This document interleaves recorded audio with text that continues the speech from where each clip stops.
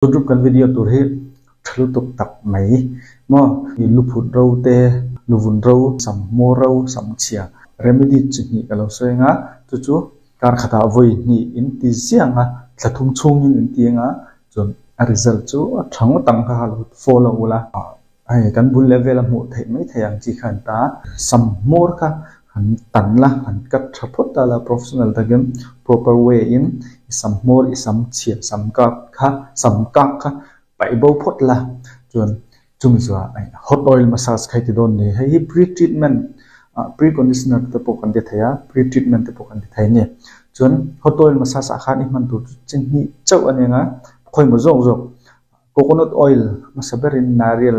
hindin nariyal kan ta coconut oil mo amla oil mo khai manga amla oil a hin hei tiang hi kan eta he tiang hi man thaya chon ka kha i chuang so pep panga itilum pep panga coconut oil mo amla oil mo khoi mo jong lu kha chu lu su ma khan scalp luvunai noi chua ko kanga khami luphut ro te mo scalp ro luvun ro te kha khai it noi nan me ka ngai noi chuk nga khang luphut tho te kha an buai don ni mon tlan cheve la nga omna turan ni lo nga in massage thei kha jon an chen ni in te kha ti dar don ni khami amla oil mo coconut oil khan in massage nga sa pepin in noi chua fa nga chung ja isam mo rai noi le don ta ni sama te poi noi le nga darkar khat ichiang no han shampoo en po my shampoo in isufai le ka nga chung ja conditioner po en po khai mang thaya chan chu hei coconut oil mo amla oil mo in noi to sama han chuan tlema professional shampoo te man to de le thei ni pe jon L'Oreal te Wella te Biblan shampoo te